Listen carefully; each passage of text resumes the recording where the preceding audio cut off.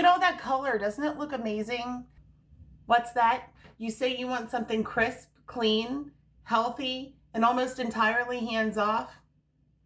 I got you. This is a Mediterranean-inspired, kind of like a chicken gyro. And it is so easy to make. For these, you don't necessarily have to use chicken. You could use a beef. So what I do is I start off with a couple of chicken breasts, usually 2 decent sized ones, and we're just cleaning them. Clean them, get the fat, everything that's kind of nasty about chicken breasts. Now wash your hands. Now we need to kind of pound these down a little bit. So I don't know, however you like to do that. I get a Ziploc and do 1 breast at a time.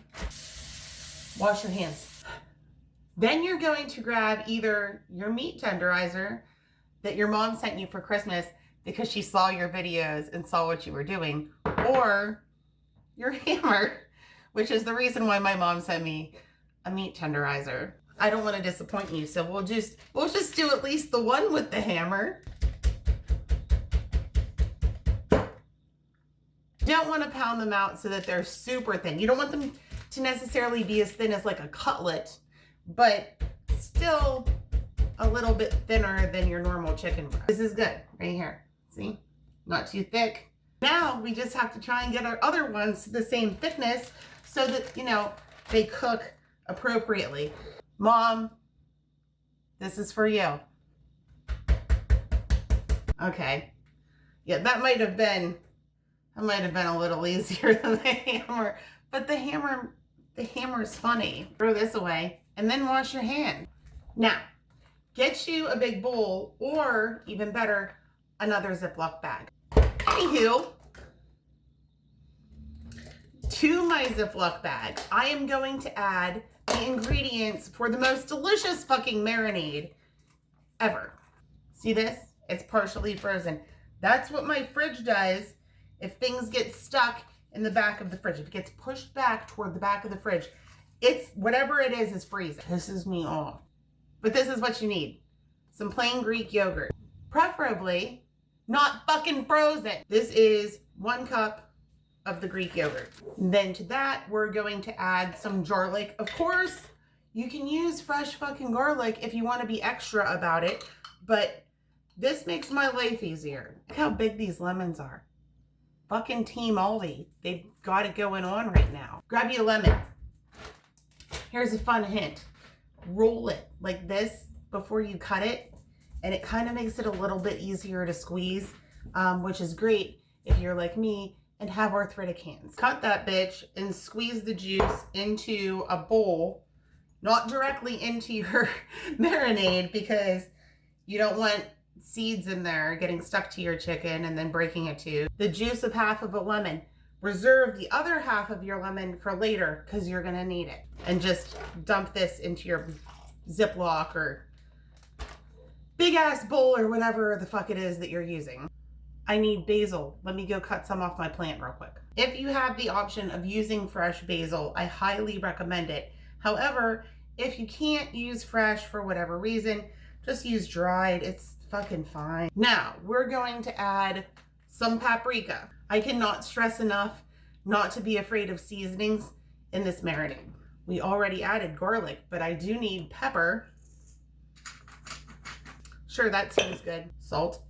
This is some coriander that I dried and jarred.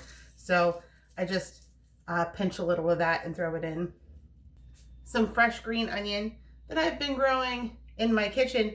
If you didn't know, then I'm gonna tell you that if you buy green onions and use them, but don't cut all the way into the white part of the onion, and then you put that in water, they will regrow. Last but not least, we're gonna throw just a little bit of dill in there. Not like a whole lot, but just a little. And this, of course, I am going to chop up a little. Now, just drop your chicken in there and then wash your hands. We're just going to squeeze out as much air as we can and smush it. By the way, you could do this the night before and then let it just sit and marinate for a while. Okay, friends, did you let your chicken marinate for long enough? Okay, cool. So in a pan or whatever cooking device you use, I'm going to use my griddle. However, if you have access to a grill, that's really ideal. So you're going to spread just a little olive oil on whatever you're doing, and then we're going to sear our chicken really quickly before we put it in the oven. Wash your hands. Remember, we're not cooking this the whole way on this griddle or in your pan or whatever. We're just trying to like get a little sear on the outside. Now, while your chicken is cooking, set your oven to 350, put some parchment paper on a cookie sheet. Once I see a little bit of browning happening on my chicken, I call it good enough and I put it on my cookie sheet. Then into the oven we go until, you know, the outside gets a little crispy, you know, obviously until the inside's not pink. Now, while our chicken is cooking, we're gonna go ahead and make a sauce for on top of our pitas. Grab a spoon if you've got one, and if not, use your kids' shovel ice cream spoon. Or no, this is the cereal spoon. Go ahead and just scoop, I don't know, maybe about a half a cup. Honestly, it depends on how many people you're feeding and how much sauce you want. I'm doing just a couple of scoops here, maybe about a half a cup.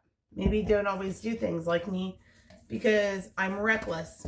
Then into our bowl of Greek yogurt, we're gonna throw in some dill.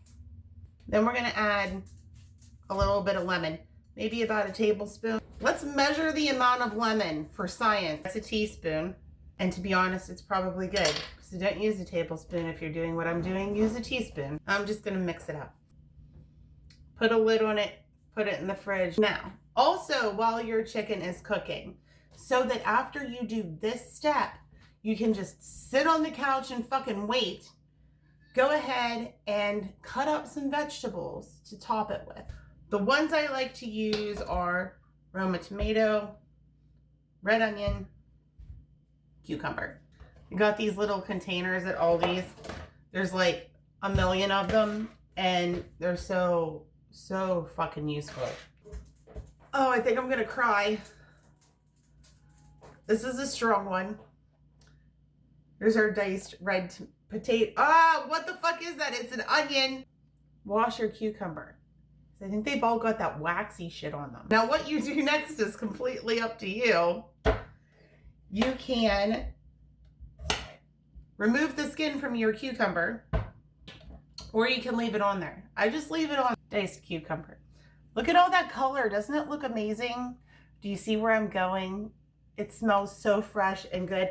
And just wait. Just patience. The most intensive things are done now. So go watch a 30-minute TV show or doom scroll or something until your chicken is done. So once your chicken is done, like nice and browned or whatever, take it out of the oven. And then we're going to dice our chicken because the theme for tonight is dice everything. By the way, friends, if you're wondering why I look worse now than I did a minute ago, it's because I went and did yoga while my chicken was cooking. Just like this. Dice your chicken, all of it. So you don't really have to watch me do it. This is our vessel for which we use to move the chicken and the vegetables into our mouths. Put your pitas on your cookie sheet, pop them in the oven. Mine is set to 400. You're gonna be in there for like, I don't know, maybe 1 to 2 minutes, just to get them warm and a little crusty. Kind of like a taco almost, like as far as like putting it together goes. And then just add your vegetables and then add your sauce. Whatever we want to call this. It's kind of like tzatziki. Am I pronouncing that right? I don't know. I might be, I might not be. At any rate, that's kind of what it's like. Now you have a beautiful, healthy, delicious meal that, you know, is almost completely hands off. Try this out. I promise you won't be sad.